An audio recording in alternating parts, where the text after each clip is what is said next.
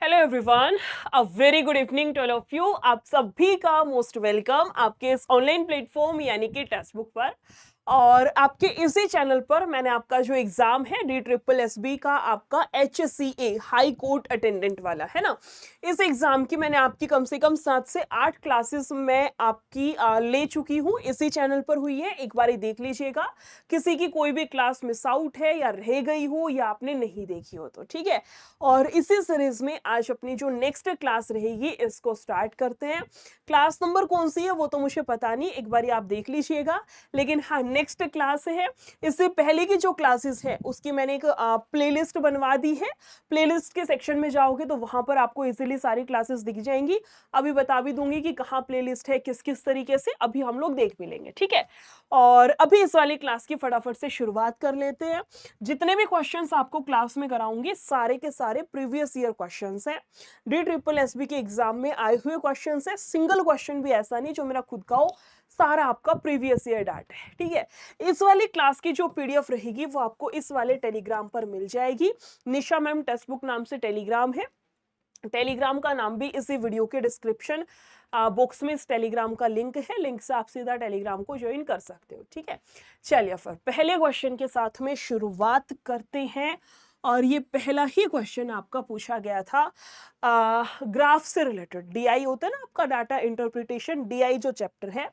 DI chapter में आपका pie chart आता है, ये बार ग्राफ आता है, लाइन ग्राफ होता है।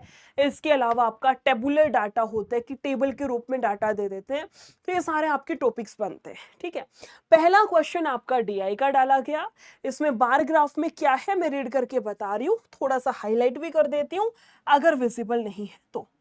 कह रहा है क्वेश्चन, दिया गया दंड आरेख 3 व्यक्ति ABC द्वारा अलग अलग महीने में चाय के उत्पादन को दर्शाता है। ये व्यक्ति A है, व्यक्ति B है, व्यक्ति C है। और ये महीना कौन सा है? मार्च, अप्रैल, मई, जून। यानी कि व्यक्ति ए का मार्च में इतनी चाय उगी, और उसके बाद है अप्रैल का, मई का और जून का। चाय कितनी उत्पादित हुई वो आपको दे रखा है। ऐसे व्यक्ति बी का डाटा और व्यक्ति सी का डाटा है चारों महीने का। ये बेसिकली आपका ग्राफ है। यही ग्राफ ये इंग्लिश में है, ये मत सोचना मैम दो ग्राफ है, सेम ग्राफ है, वो इंग्लिश में ये हिंदी में, बस इतना सा फर्क है, ठीक है। अब क्वेश्चन पूछ रहा है कि कंपनी ए द्वारा अप्रैल और मई दोनों महीने में उत्पादित, क्या कह रहा है क्वेश्चन आपको, कंपनी ए के द्वारा कौन कौन से में कह रहा है, अप्रैल और मई। अप्रैल और मई का लेना है, ए का अप्रैल और मई का। 30 और 35 कितना जाएगा, 30 यहाँ पे है और 35 आपका यहाँ पर है, टोटल बैठेगा 65 है। दूसरी साइड चलना, दूसरी साइड चलना। क्वेश्चन कह रहा है कंपनी बी और सी द्वारा जून में उत्पादित चाय का, कंपनी बी और सी का जून का, जून लास्ट वाला, इसका 28 है और इसका 50 है। यानी कि 28 प्लस का 50 हो गया, 5 2 7 और 8 यानी कि आपका 78 हो गया, है ना। ये जाएगा 65 और वो जाएगा 78, ये जाएगा 65 वो जाएगा 78। 13 से निपटाना 5 पे और 13 छिके आपका 78। क्वेश्चन का करेक्ट आंसर बनेगा 5:6। ऑप्शन नंबर ए आपका करेक्ट है। 5:6 का ऑप्शन नंबर ए आपका इस क्वेश्चन का करेक्ट आंसर बनना था। ये वाला आपका पहला question as it is previous year का। दूसरा क्वेश्चन भी आपका DI का, लेकिन अब की बारी पूछ लिया था पाई चार्ट से रिलेटेड। पहला क्वेश्चन ग्राफ का, दूसरा क्वेश्चन था पाई चार्ट से रिलेटेड। और DSSB के जितने भी मैंने प्रीवियस ईयर एग्जाम्स आपके देखे हैं, चाहे आपका हेड कलर का हो चाहे कलर का हो, कोई भी एग्जाम में उठा लूँ, पटवारी हो गया, मोस्ट ऑफ द क्वेश्चंस या तो पाई चार्ट से DI से हैं या फिर आपका सिंपल और कंपाउंड इंटरेस्ट के, मतलब ज्यादातर क्वेश्चंस आपके इन दोनों टॉपिक से देखने को मिले हैं। तो एक बार देख लीजिएगा, इन दोनों टॉपिक्स पर थोड़ा सा एक्स्ट्रा फोकस करना है, ठीक है। चलो इसको रीड करते हैं। फिर दिया गया वृत्त आरेख किसी पुस्तक को प्रकाशित करने में किए गए व्यय के प्रतिशत विवरण को दर्शाता है। कोई पुस्तक उन्होंने पब्लिश करी है, कोई बुक, तो खर्चा दिखा रहे हैं कि ट्रांसपोर्ट पे 8% खर्च हो गया, पेपर की कॉस्ट पे 20%, बाइंडिंग पर 14% खर्च हो गया, प्रमोशन पर 15% हो गया, प्रिंटिंग पर 33% खर्च हो गया, एम्प्लॉय की सैलरी पे 10% खर्च हो गया। इस तरीके से पूरा डाटा आपको दिखाया गया कि बुक को पब्लिश करने पर कहाँ पर कितना एक्सपेंडिचर, कितना खर्चा हुआ है, ठीक है। क्वेश्चन पर आते हैं। अभी पूछा क्या गया है कि वृत्त आरेख का पढ़िए और अध्ययन कीजिए, ठीक है। पुस्तक का मूल्य क्रय मूल्य से 20% अधिक अंकित किया गया। क्रय मूल्य अगर 100 है तो 20% अधिक अंकित किया गया, अंकित मूल्य कितना हो गया, 120 हो गया। क्वेश्चन कह रहा है पुस्तक का अंकित मूल्य 360 है, अंकित मूल्य कितना है, 360 है। मेरे अकॉर्डिंग 120, ये कह रहे हैं 360, यानी कि इसका 3 गुना, तो आप इसका भी 3 गुना कर दो, 300 हो जाएगा, है ना। 120 का 3 गुना 360 दे रखा है, तो आप इसका भी 3 गुना कर दो 100 का, यानी कि 300, यानी कि इसका क्रय मूल्य 300 है और अंकित मूल्य 360 है, ठीक है।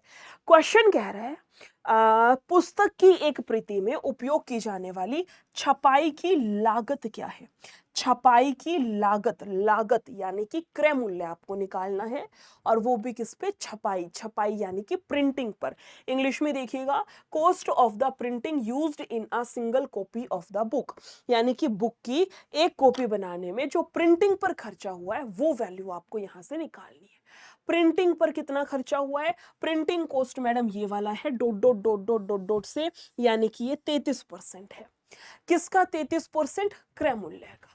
क्रय मूल्य कितना है, 300 रुपया, 300 रुपया। लागत कितनी है, 300 रुपए है। उस 300 में से 33%, 300 का 33% खर्च हो गया किसके ऊपर, प्रिंटिंग पर। 33% आएगा 99 के बराबर, यानी कि ऑप्शन नंबर डी आपका यहां से करेक्ट आएगा। ऑप्शन नंबर डी आपका यहां से करेक्ट आएगा। समझ आया तो एक बारी थम्स अप कर देना जल्दी से, ठीक है। समझ आ रहा है। सेम ऐसा ही क्वेश्चन पिछली बारी जो यूपी पुलिस का पेपर हुआ था ना, यूपी पुलिस कांस्टेबल का, तब भी पूछा गया था ऐसा ही क्वेश्चन। ऐसे ही का मतलब जिसमें दे रखा है क्रय मूल्य इतना, विक्रय इतना, और फिर क्रय मूल्य का पाई चार्ट बना रखा है, यानी कि जिसमें प्रॉफिट एंड लॉस का भी कॉन्सेप्ट लग रहा है और आपका डीआई का क्वेश्चन तो लग ही रहा है ना। ये दोनों कॉन्सेप्ट पर वो वाला क्वेश्चन भी आपका पूछा गया था। इसका कांस्टेबल का पेपर जो पिछली बारी 2024 में हुआ था ना, तब की मैं बात कर रही हूँ, ठीक है। चलिए अगले क्वेश्चन पर आते हैं। अगला क्या है, ये भी डीआई का है, लेकिन ये टेबुलेशन वाला है, टेबुलेशन वाला, या मैं कहूँ टेबुलर डाटा। जो डाटा आपको टेबल के रूप में दिया गया है वो आपका टेबुलर डाटा कहलाता है। वो डाटा जो टेबल के रूप में दिया गया है वो आपका टेबुलर डाटा कहलाता है। क्वेश्चन कह रहा है कि एक कंपनी के 4 विभाग, मानव संसाधन, विपणन, बिक्री और सूचना प्रौद्योगिकी, 4 चीजें आपकी दे रखी हैं। ह्यूमन रिसोर्स हो गया, फिर मार्केटिंग का हो गया, सेल्स का हो गया, और इंफॉर्मेशन टेक्नोलॉजी, ठीक है। 4 डिपार्टमेंट हैं। कह रहा है 4 डिपार्टमेंट हैं, सभी विभाग के खर्चे दी गई तालिका में दर्शाए गए हैं। ह्यूमन रिसोर्स पे 2005 में इतना खर्चा हुआ, मार्केटिंग पे 2005 में इतना खर्चा हुआ, सेल्स पे 2006 में ये खर्चा हुआ, इस पे टेक्नोलॉजी इंफॉर्मेशन पे 2007 में इतना खर्चा, 2008 में इतना खर्चा। इस तरीके से आपका ये पूरा डाटा, ये टेबल दिखाई गई है कि कौन से वर्ष में किस पर कितना खर्चा हुआ है, वो आपका दर्शाया गया है, वो आपका शो किया गया है, ठीक है। क्वेश्चन पूछ क्या रहा है, कंपनी के मानव संसाधन, मानव संसाधन यानी कि ह्यूमन रिसोर्स हो गया, विपणन यानी कि इंग्लिश में देखें expenditure of human resource, marketing भी लेना है हमें, ठीक है। और क्या ना, इंफॉर्मेशन टेक्नोलॉजी डिपार्टमेंट का कम, what is the total expenditure, कुल खर्चा बताइए। क्या कह रहा है क्वेश्चन आपको कि टोटल आपको खर्चा बताना है किसका, ह्यूमन रिसोर्स हो गया, मार्केटिंग हो गया, और टेक्नोलॉजी, इंफॉर्मेशन टेक्नोलॉजी होगी। इन तीनों पर मिलाकर के सभी वर्ष का टोटल कंपनी का कितना खर्चा होता है, ये आपको फाइंड आउट करना है। कुछ नहीं करना मैडम जी, सबने जोड़ दो, है ना, सबको जोड़ दीजिए। ये जाएगा आपका 5 और 3 8 हो गया, बहुत बढ़िया। 5 और 4 9, 9 और ये आपका 15, 15 और ये आपका 24, यानी कि 248 है, बहुत बढ़िया। इसमें देखिए मार्केटिंग पे टोटल कितना खर्चा हुआ है, 5 और 5 10, एक आई की कैरी, है ना। 4 4 8, 8 और 1 9, 9 और ये 12, 12 और 5 आपका 17, यानी कि 170 हो गया। यहां से देखिए 5 और 2 आपका 7, 3 4 5, 5 और 2 आपका 7, यानी कि 77 हो गया, ठीक है। टोटल देखा जाए तो टोटल कितना है, एक बारी करना है इनका टोटल। देखो 7 यहां से और 8 यहां से, 15, एक आएगी कैरी, 7 7 14 और एक 15, 15 और ये 19, एक आएगी कैरी, यानी कि मैडम जी 395 का कितना जाएगा, 395, 495 आएगा क्या, इन थाउजेंड ना, 8 कोई एरर कर दी क्या? 3 2 5 6 और एक 7, ठीक है। यहाँ पे कितना था? 170 था। एक बारी फिर से देखिए कैलकुलेशन, आंसर डी वाला करेक्ट होगा। एक बारी फिर से देख लेते हैं, हो सकता है कहीं का एक छूट गया हो। एक बारी फिर से देख लेते हैं, ठीक है। वैसे तो समझ आ रहा है डी वाला ही करेक्ट है।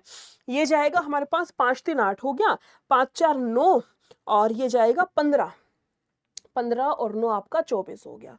ये जाएगा 5 और 5 10 है, 4 4 8 और एक 9 और एक 10 4 14 और ये जाएगा 17 170 है।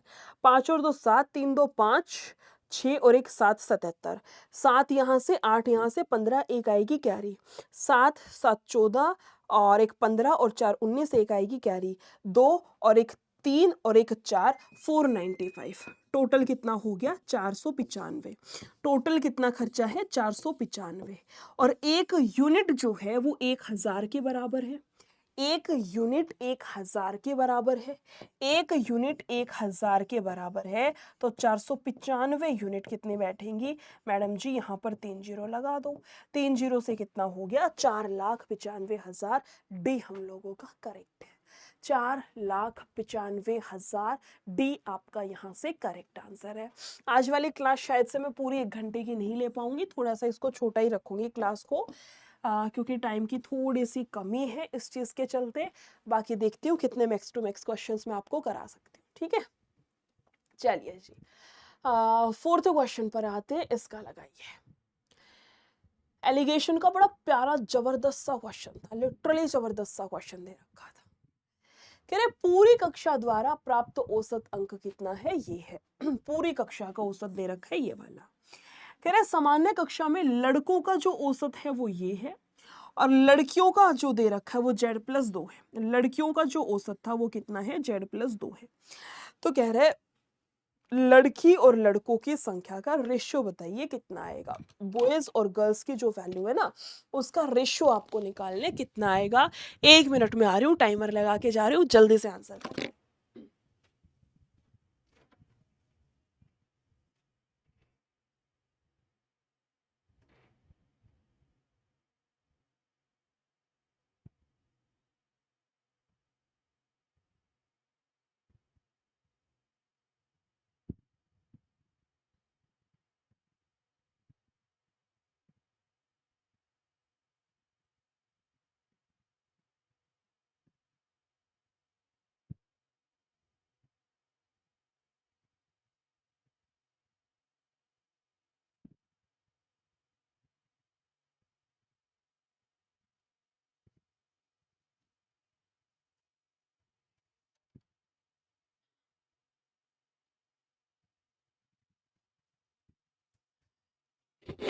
एक मिनट से पहले आ ली वैसे में, है ना।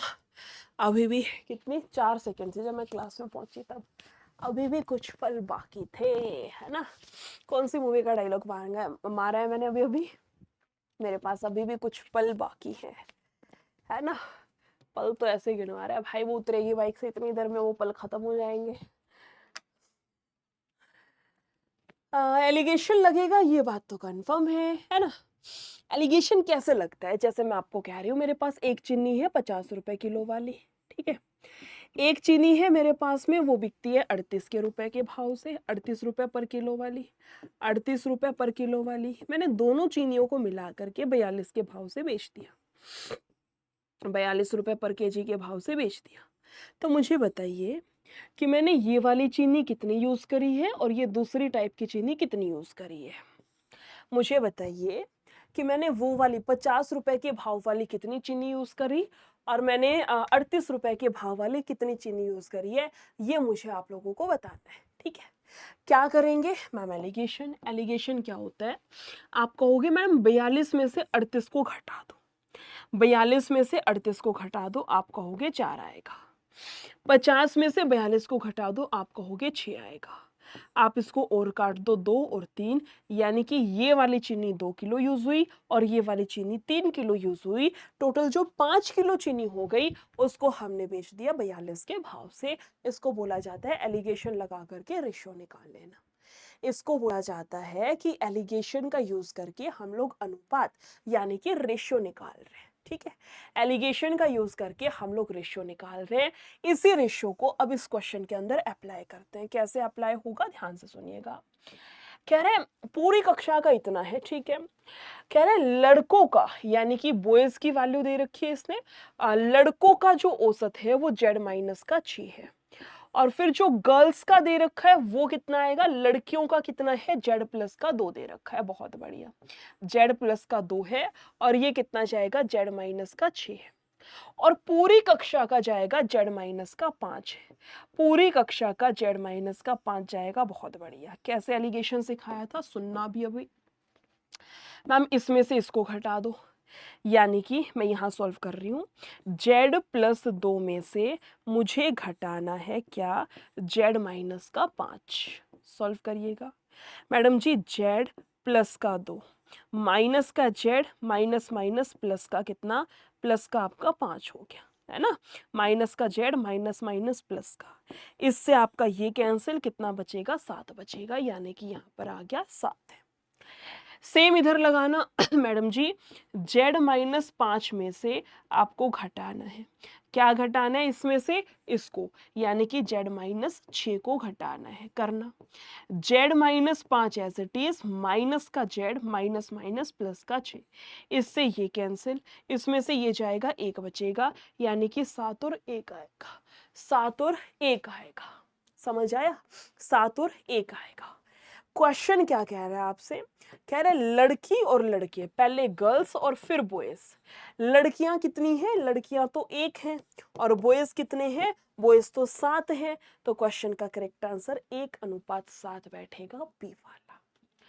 क्वेश्चन का करेक्ट आंसर 1:7 बैठेगा, बी वाला। चांद तारे सितारे जो भी बनाने हो बना लेना। बहुत अच्छा क्वेश्चन था।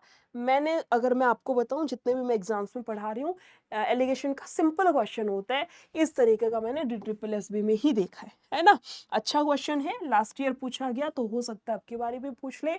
स्क्रीनशॉट ले लेना, नोट कर लेना, जहां भी अपने नोट्स बनाते हो, ठीक है। अगले क्वेश्चन पे आते हैं। औसत का कुछ दिया गया है, एवरेज का। क्या, कि वरुण पहले 4 महीने का जो औसत है, कह रहा है पहले 4 महीने का जो औसत है वो 6000 है। कह रहा है अगले 3 महीने का जो औसत है वो कह रहा है 8000 रुपए है। और पिछले 5 जो महीने का औसत है वो कह रहा है 14000 है। कितना हो गया, 5 3 8 और 4 आपका 12 हो गया, यानी कि पूरे 1 साल का इतने रुपए बचाता है ना। औसत के रूप में इतने इतने इतने रुपए बचाता है। मैं देखो यहाँ पर टोटल कर लेती हूँ। आपको ये तो पता होगा कि औसत निकालने का फॉर्मूला क्या होता है, कि मैडम जी जितनी भी संख्याएं दे रखी हैं उन सब का योग करके और जितनी नंबर ऑफ डिजिट हैं उससे भाग किया जाता है ना। तो यहाँ से अगर मुझे योग निकालना हो तो क्या करेंगे, मुझे योग निकालना हो तो क्या करेंगे, हम औसत की गुना कराएंगे। हम लोग औसत की गुना कराएंगे किससे, जितनी हमारे पास में डिजिट दे रखी है उससे। योग निकालना हो तो क्या करेंगे, इस n को ऊपर ले आओ, नीचे डिवाइड में है, यहाँ आकर के वो मल्टीप्लाई में हो जाएगा। यानी कि योग निकालना है तो आप औसत की गुना करा दो जितनी मेरे पास में डिजिट है उसके साथ में, है ना। लगाना जरा यहाँ से। कह रहे वरुण पहले 4 महीने का उसने औसत दे रखा है, 6000 है। मैं योग निकाल सकती हूँ, 24000 आ जाएगा। बहुत बढ़िया, आगे चलिए।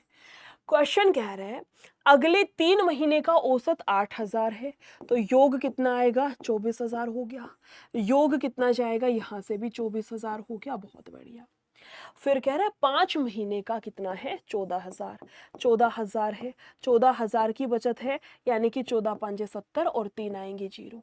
यानी कि मैं टोटल कह सकती हूँ ये जाएगा 4 3 7 7 और 5 12, यानी कि 12 महीने की, 12 मंथ की जो बचत दे रखी है वो कितनी जाएगी, 3 तो सबके लास्ट में 0, 4 और 4 8 हो गया, 2 और 2 4, 7 और 4 11, यानी कि आपका कितना जाएगा मैडम जी, 1,18,000।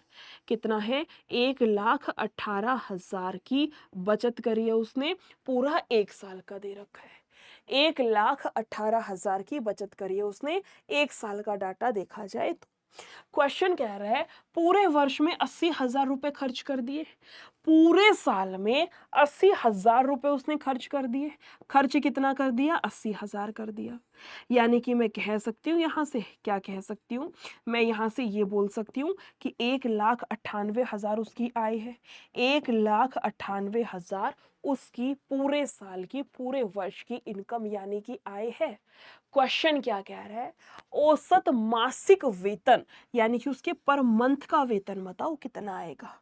औसत मासिक वेतन, ये तो पूरे साल की इनकम है, उसने मंथली पूछ लिया। 12 से भाग होगा, ये जाएगा 12 एकम 12, है ना। और ये जाएगा मेरे पास कितना, 12 पे निपटेगा, 12 से जाएगा 12 छके 72, और ये जाएगा 12 पांचे 60 और 2 आएंगे 0, यानी कि 16,500, या मैं ये कहूँ कि ऑप्शन नंबर ए आपका यहाँ से करेक्ट है। 16,500, या ये कहूँ कि ऑप्शन नंबर ए आपका यहाँ से करेक्ट है।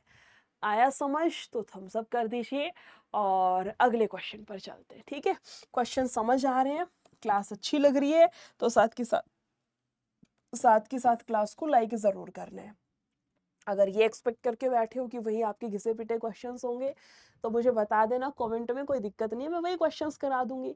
लेकिन अगर सच में चाह रहे हो एग्जाम निकालने के पॉइंट ऑफ व्यू से तैयारी करनी है कि मैम प्रीवियस में जैसे क्वेश्चंस पूछे गए जिस लेवल के, चाहे इजी हो चाहे हार्ड हो, हमें उसी लेवल के क्वेश्चंस करने हैं, उसी लेवल को हमें फॉलो करना है। मैं आपके इसीलिए प्रीवियस ईयर क्वेश्चन करा रही हूँ ताकि आपको समझ आए लास्ट ईयर कैसे पूछे गए हैं, और हो सकता है आपकी बारी में आपसे इसी टाइप के क्वेश्चन पूछे जाए। ठीक है, चलिए जी, कुछ अजीबो-गरीब सा है क्वेश्चन दिखने में, लेकिन है बहुत ज़्यादा इजी, इतना मैं आपको गारंटी दे सकती हूँ, है ना। लगाओ कितना करोगे। क्वेश्चन आपको ये कह रहा है कि वंदना अपनी बचत एल और एम नाम के दो अलग अलग बैंक में जमा करती है, जो कि अलग अलग ब्याज दर दे रहे हैं। उसे दोनों बैंक से समान ब्याज प्राप्त होता है, दोनों साइड का ब्याज जो है बराबर है। पहली साइड से ब्याज साधारण ब्याज पहली साइड से, और जो दूसरी साइड से है, दोनों ब्याज उसके आपस में बराबर है। ये आपके क्वेश्चन ने दिया है। कह रहे यदि बैंक एल ब्याज दर का बैंक एम से अनुपात इतना है, ब्याज दर का अनुपात इतना है, तो धनराशि का अनुपात ज्ञात कीजिए जो कि उन्होंने निवेश करी है। इधर से ब्याज निकालना, ब्याज निकालने का फॉर्मूला सिंपल इंटरेस्ट का होता है PRT बटा 100। PRT बटा 100 लगाना जरा, ये PRT बटा 100। प्रिंसिपल पता नहीं, है ना, मैंने मान लिया ए है प्रिंसिपल। रेट ऑफ इंटरेस्ट कितना है? 7 है। टाइम कितना है? 1 साल, बट्टे में जाएगा 100। दूसरी साइड कितना दे रखा है मैडम जी? प्रिंसिपल मैंने मान लिया बी है। रेट ऑफ इंटरेस्ट कितना है? 8 है। टाइम है 1 साल, बट्टे में जाएगा 100। कोई समस्या नहीं, कोई दिक्कत नहीं है, काट दो इससे यहाँ से। यानी कि 7A बराबर है 8B के। और जब भी ऐसी इक्वेशन आपके सामने बन जाए, जब भी ये कंडीशन आपके सामने बन जाए, हमेशा जो आमने सामने बैठी है ना, वो वैल्यूज इसका आंसर होती हैं। जैसे जैसे यहाँ पर ए के सामने 8 बैठा है और बी के सामने 7 बैठा है, तो पहले वाले बैंक में 8 रुपए का निवेश हुआ, दूसरे वाले में 7 का हुआ। ऑप्शन नंबर डी करेक्ट है। गलती से भी सी को टिक नहीं करना है, गलती से भी सी को टिक नहीं करना है। वो ब्याज की दर है इसकी 7 और 8 की। क्वेश्चन ने आपसे पूछा है कि निवेश जो किया है ना उसका रेशियो क्या आएगा, यानी कि इनकी इन्वेस्टमेंट का रेशियो क्या है। आंसर बैठेगा मैडम जी डी वाला, 8:7 आपका करेक्ट था। ठीक है, मैंने आपको स्टार्टिंग में ही बोला था ब्याज के और डीआई के काफी सारे क्वेश्चंस पूछे गए थे प्रीवियस ईयर में। ये देख रहे हो, ब्याज के भी सीधे नहीं कि मूलधन 5%, 2 साल का 1,000 रुपये ब्याज कितना आएगा, सिंपल नहीं है। इस तरीके से थोड़े से घुमा फिरा के जो क्वेश्चंस दे रखे हैं, या मैं ये कहूँ कि इस टाइप के क्वेश्चंस जिसमें कि सीआई और एसआई को मिक्स करके आपके क्वेश्चंस पूछे जाते हैं ना, इस तरीके के ज्यादा पूछे गए हैं। लगाइए कितना आंसर करोगे। कह रहे हैं रोनिता और रितिका, एक रोनिता नाम से व्यक्ति है, एक रितिका नाम से है, एक निश्चित धनराशि को इतने के अनुपात में है। इसके पास में 4 रुपया है, इसके पास में 11 रुपया है इन्वेस्टमेंट के लिए। ठीक है, कह रहे यदि रोनिता को 4 साल के बाद 4 साल के बाद, रोनिता को 4 साल के बाद इतने रुपए की वार्षिक ब्याज दर से साधारण ब्याज 4800 रुपया मिलता है, तब रितिका को 2 साल के निवेश के बाद 12.5% पर प्राप्त साधारण ब्याज ज्ञात कीजिए कितना होगा। बढ़िया सा क्वेश्चन है ना, लिटरली मजेदार क्वेश्चन है। आपने इनके साथ एक्स लगा लो, ये 4x है और ये 11x है, ताकि आपको कंफ्यूजन ना हो। बाकी तो सब दे ही रखा है ना। बस ये इन्वेस्टमेंट नहीं थी, आपका मूलधन नहीं था, बाकी तो सारा सब कुछ दे ही रखा है। पुट कर दो वैल्यूज को। कैसे होगा, ध्यान से सुनना पहले वाला पॉइंट इसका। क्वेश्चन क्या कह रहा है, रोनित की बात कर रहे हैं हम लोग, ठीक है, रोनित की बात कर रहे हैं हम लोग। यहां से नोट करिएगा रोनित का क्या दे रखा है क्वेश्चन में। पी फॉर प्रिंसिपल कितना है, 4x है, ठीक है।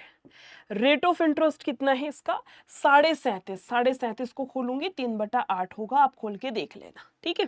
पी आर टी टाइम कितना दे रखा है, 4 साल। पी आर टी और बट्टे में जाएगा आपका 100, पी आर टी और बट्टे में जाएगा आपका यहां से कितना, 100 हो गया, ठीक है। ब्याज व्याज दे रखा है कहीं पर, नहीं दे रखा। हाँ, इतने की दर से साधारण ब्याज 4800 है। पी आर टी बट्टा 100 बराबर ब्याज, और ब्याज किसके है मैडम जी, 4800 के। पी आर टी बट्टा 100, पी आर टी बट्टा 100 बराबर किसके है, साधारण ब्याज, सिंपल इंटरेस्ट, यानी कि 4800 के। मैंने वैल्यूज को पुट कर दिया। पी आर टी बट्टा 100 कितना जाएगा, 48। काटना जरा यहां से, जैसे 4 से निपटेगा आपका 2 पे, है ना, या ऐसे कर लो कि 4 दूनी 8, ये निपट गया 2 पे, और 3 से काट लो मैं यहाँ से, 3 दूनी 6, 6 8 48, 2 आएंगे आपके पास में 0। एक्स की वैल्यू निकाली जाए तो 800 तो था ही, 2 जीरो नीचे से जाएंगी, 3 और 2 5, यानी कि 80,000 एक्स का मान आ गया। एक्स का मान कितना आ गया, 80,000 आ गया, बहुत बढ़िया। आगे चलिए, दूसरे केस में कह रहे हैं, तब रितिका, अब किसकी बात है, रितिका की, अब किसकी बात है, रितिका की। रितिका के केस में क्या दिया है, कह रहा है 2 साल के लिए निवेश के बाद इतने रुपए पर प्राप्त साधारण ब्याज क्या होगा। अब इसका ब्याज निकालना है मुझे। एस आई बराबर पी आर टी बटा 100। प्रिंसिपल कितना था रितिका का, 11x था, 11 एज इट इज, एक्स की वैल्यू अभी अभी निकाल ली, 80,000 है, ठीक है। Into R, rate of interest कितना है, 12.5। मैडम जी इसको लिख लीजिएगा 1/8, खोल के इसको 1/8 लिखेंगे, आप चाहो तो खोल के देख सकते हो। पी आर टी, टाइम कितना दे रखा है मैडम, 2 साल का, और बट्टे में जाएगा आपका 100। बस इसको यहां से सॉल्व करना है, इतना सा काम करना था, आंसर आपका निकल जाएगा, है ना। 8 से 8, 2 जीरो से आपकी 2 जीरो कैंसिल, 11 दूनी 22 और 2 आएंगे 0, यानी कि जो सिंपल इंटरेस्ट आएगा रितिका का वो 2200 के बराबर जाएगा। जो रितिका का सिंपल इंटरेस्ट आएगा वो आपका 2200 के बराबर जाएगा, या मैं ये कहूं कि option number A will be your correct answer. समझ आया, बहुत अच्छा क्वेश्चन था, बहुत इजी क्वेश्चन था, बस दिखने में ऐसे लग रहा था पता नहीं क्या तोप पूछ रखा है ना। अगले क्वेश्चन का आंसर करेंगे, क्वेश्चन नंबर 10वां। इसमें लगाइए क्या राम कहानी दे रखी है।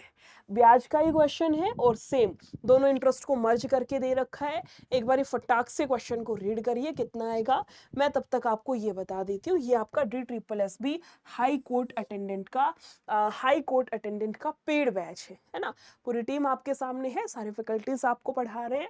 पेड बैच का फायदा क्या है, क्योंकि देखो यूट्यूब पे आपकी बहुत सारी क्लासेस तो नहीं आ रही है, मुझे जैसे ही टाइम मिलता है मैं आपकी एक मैथ्स की क्लास ले रही हूँ। वैसे भी अगर यूट्यूब पर सारी क्लासेस हो तो उस केस में भी ये होता है कि यूट्यूब क्लासेस आपके प्रैक्टिस के रूप में होती हैं। पेड क्लास एक तो आपका बेसिक से चलेगा, नो डाउट, ये तो सीधी सी बात है कि मैम बेसिक से टॉपिक वाइज टाइप वाइज चलेगा। लेकिन एक और जो प्लस पॉइंट है वो ये होता है, खास करके जब टेक्स्ट बुक के पेड बैच की बात आती है, कि आपको इंपॉर्टेंट कंटेंट प्रोवाइड होता है, आपको पता होता है। जैसे जैसे आपने देखा होगा, कोई भी बैच है आपका, दिल्ली पुलिस हो गया, एसएससी का कोई एग्जाम हो गया, यूपी पुलिस के हो गए, ये एग्जाम्स आपके मोस्टली हर साल होते हैं, है ना। यूपी पुलिस तो खैर नहीं होता, लेकिन एसएससी एंड दिल्ली पुलिस आपका हर साल होता है। आपको ढेर सारे पीवाईक्यू मिल जाते हैं, सारा कंटेंट सब कुछ मिल जाता है। लेकिन जब बात आती है इस टाइप के एग्जाम्स की, जैसे आपका EMRS का हो गया, जेल वार्डन का हो गया, उसमें ये वाला बैच हो गया, EMRS में आपका JSA का बैच है, ये वाले जो एग्जाम्स है ना, इनमें स्टूडेंट को कंटेंट ही नहीं मिलता, इंपॉर्टेंट मिलना तो बहुत दूर की बात होती है। तो आपका पेड बैच इस तरीके से चलता है कि आपके सारे यानी कि जितना भी इंपॉर्टेंट कंटेंट है उसको पिक करते हुए चले। जैसे आपका हिंदी इसमें आएगा, हिंदी में मान लो आपके 500 पर्यायवाची शब्द हैं, 500 तो याद नहीं करने होते, 500 तो कोई बच्चा याद भी नहीं कर सकता या रट्टे भी नहीं मारा जा सकता 500 का। तो 500 इंपॉर्टेंट नहीं है, लेकिन उसमें से कुछ 50-60 मोस्ट इंपॉर्टेंट होंगे जो हर एग्जाम में रिपीटेड होगा कि हाँ वो टीचर को पता होता है। मुझे जैसे मैथ्स का पता है, क्वेश्चन देख के हाँ यार ये आएगा ही आएगा पक्का, एक क्वेश्चन ऐसा फंसेगा ही फंसेगा, क्योंकि हम लोग ना मतलब इतने सारे एग्जाम्स देखते हैं डेली डेली, इतने सारे क्वेश्चंस आंखों के सामने से निकलते हैं, तो ट्रेंडिंग क्वेश्चंस का पता होता है कि एग्जामिनर का कौन सा फेवरेट क्वेश्चन है, कहाँ से पूछा जाता है। सेम आपका इंग्लिश हो गया, सेम आपका अदर सब्जेक्ट हो गया। इंग्लिश में मान लो वन वर्ड सब्सटीट्यूशन आपके दे रखे किसी किताब में 400 है, अब 400 तो रटे नहीं जाएंगे, वहां पे आपको रिफाइंड कंटेंट मिलता है कि इन 400 में से आपके ये 60 तो मोस्ट इंपोर्टेंट है, जो आपको नींद में भी कोई पूछ ले तो याद होने चाहिए, बाकी एक बारी नजर मार लीजिएगा, वो वाला सीन होता है। तो एक होता है ना पूरा मतलब दूध में से मलाई मलाई हमें खानी है, बस मलाई मलाई पे हमें काम करना है कि बस हमें इंपॉर्टेंट बता दो। इस वे में आपका पेड बैच चल रहा है DSSB हाई कोर्ट असिस्टेंट वाला, एनरोल कर लीजिएगा। इसका लिंक इसी क्लास का डिस्क्रिप्शन बॉक्स में दिया हुआ है। मैं आपको एक कूपन कोड दे रही हूँ और ये कूपन कोड रहेगा NISHA22। इस वाले कूपन कोड का यूज करेंगे तो ये वाला बैच का जो प्राइस है वो आपका कम हो जाएगा। कैसे पहुंचना है वो मैं आपको बता दे रही हूँ, बस 1 मिनट का टाइम देना मुझे, ठीक है। उसके लिए जो प्रीवियस क्लासेस हैं वो कहाँ मिलेंगे मैं आपको वो भी बता दूंगी, ठीक है। एक बारी बैच का देख लेते हैं फिर प्रीवियस क्लास बता दूंगी। इस वाले चैनल पे आपकी क्लास चलती है कहाँ, वीडियो के सेक्शन में आपको दिखती है ना। जैसे मैं कोई भी पुरानी क्लास खोल लेती हूँ, ये मेरी पुरानी क्लास थी जो मैंने 9 दिन पहले ली थी, सोचा था मैं करा दूंगी बट नहीं हो पाया, टाइम नहीं मिला था। ये आप इस वाली क्लास का जो अभी लाइव चल रही है ना क्लास, आप इस वाली क्लास को जब नीचे मोर पर जाएंगे, जो अभी लाइव क्लास चल रही है इस वाली क्लास में, जब यहाँ MORE मोर पर क्लिक करेंगे और नीचे जाएंगे ना तो आपको यहाँ पर दिखेगा DSSB HCA high court assistant, ये वाला जो बैच है इस लिंक पर क्लिक कर देना, ठीक है। जैसे ही लिंक पर क्लिक होगा इस तरीके का इंटरफेस आपके सामने खुलेगा।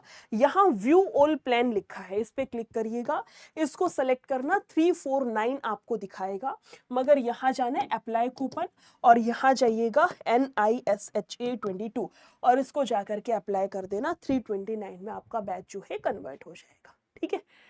चलिए फिर अपने क्वेश्चन पर वापस से आ जाते हैं। अगर ऐसा ही है तो नेक्स्ट क्लास में बहुत जल्दी ट्राई करूंगी कि कल या परसों में ही हो जाए, बहुत ज़्यादा डिले ना हो। उस क्लास में 9 दिन हो गए है ना, डेली सोचती हूँ आज लूंगी बट नहीं हो पाती है, बट मैं ट्राई करती हूँ अभी, ठीक है। चलिए फिर कृतिका ज्योत्सना से 2 वर्ष के लिए, टाइम है 2 साल का, वार्षिक रूप से संयोजित 25% चक्रवृद्धि ब्याज की दर से ₹1 उधार लेती है। वह उस धनराशि को नीतू को 45% ब्याज की दर से साधारण ब्याज की दर से 2 साल के लिए उधार देती है। यदि पूरे लेन देन में इतना लाभ हुआ तो जेड का मान क्या है। बात को ध्यान से सुनना, क्या है कि इसने पैसा उठाया 25% की दर से 2 साल का चक्रवृद्धि ब्याज पर। चक्रवृद्धि ब्याज निकालने की ट्रिक क्या होती है, पहली साल ब्याज 25%, दूसरे साल का ब्याज है 25%। पहली साल का 25%, दूसरी साल का 25%, 25% ब्याज की दर है तो चक्रवृद्धि कैसे आएगा। एक बारी दोनों को जोड़ दो मैडम, 25 और 25 50, दोनों की गुना 625।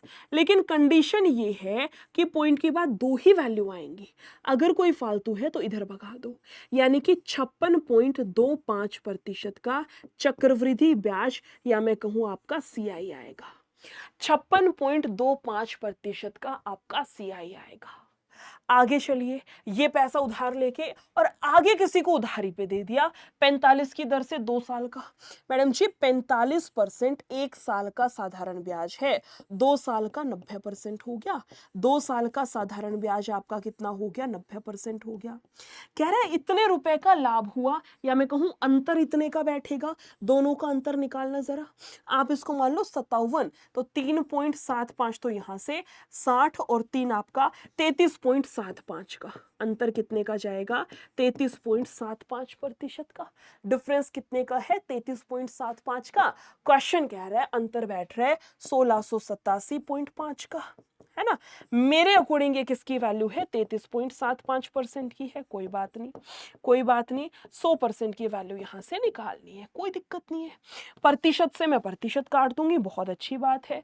इसके अलावा मैम ये पॉइंट हटेगा उसके नाम के नीचे जीरो, ये पॉइंट हटेगा उसके नाम की ऊपर आएगी जीरो। इसको काट ले, इसको काट ले, क्या 3 5 पे निपट जाएगा? 5 5 25, 5 7 35 और 2 37, 5 3 15 और 3 18, 5 3 15 और 1 16। हाँ जी मैडम, ये 5 पे निपट जाएगा, ये कटेगा 5 पे और 3 जीरो यहाँ पे है, यानी कि 5 के 3 जीरो, 5000 आपका यहाँ से करेक्ट आंसर है। 5 के 3 जीरो, यानी कि मैं कह सकती हूँ 5000 आपका यहाँ से करेक्ट आंसर है। अगले क्वेश्चन पर आते हैं, इसी के साथ साथ क्वेश्चन नंबर आपका 11th होमवर्क में दे दूं? चलो इसकी हिंट दे देती हूँ मैं आपको, ठीक है, कि कैसे सॉल्व करना है। कह रहा है parameter of a rhombus and a rectangle are equal. Parameter जो है रोम्बस का और इसका बराबर है। इफ रोम्बस का होता है 4 इंटू में साइड, बराबर है 2 इंटू एल प्लस बी होता है रेक्टेंगल का परिमाप पैरामीटर। कह रहे हैं पैरामीटर ऑफ रोम्बस इज 56, ये किसके बराबर है? 56 के बराबर है। And the length of the rectangle 18, लंबाई कितनी है? 18 है, ठीक है। यहां से सोल्व हो सकता है, बिल्कुल होगा। 2 दूनी 4, 2 8 16, ये जाएगा 18 यहां से, यानी कि इसकी जो चौड़ाई है वो 10 आ गई। क्वेश्चन आपसे पूछ रहा है area of the rectangle. Madam ji इस रेक्टेंगल का एरिया हमें निकालना है, जो कि लेंथ इंटू ब्रेथ के बराबर होगा। लंबाई 18 है, चौड़ाई 10 है। क्वेश्चन का करेक्ट आंसर 180 मीटर स्क्वायर बैठेगा। आ गया समझ में? चलिए 12वां क्वेश्चन क्या है कि कौन हैज इट्स रेडियस, शंकु की त्रिज्या उसकी ऊंचाई से 2 सेंटीमीटर अधिक है। उसकी ऊंचाई अगर x है तो रेडियस उससे 2 ज्यादा है। क्या बोला है क्वेश्चन ने? कि शंकु की त्रिज्या उसकी ऊंचाई से 2 सेंटीमीटर अधिक है। अगर ये x है तो ये x प्लस 2 हो गई। कह रहे इसकी जो तिर्यक ऊंचाई है वो 10 सेंटीमीटर है। कह रहे शंकु का आयतन कितना होगा? वॉल्यूम ऑफ कोन आपको निकालना है। वॉल्यूम ऑफ कोन क्या होता है? 1/3 पाई आर स्क्वायर एच होता है ना। अब ये आर स्क्वायर और एच की वैल्यू हमें पुट करनी पड़ेगी, बात तो सही है।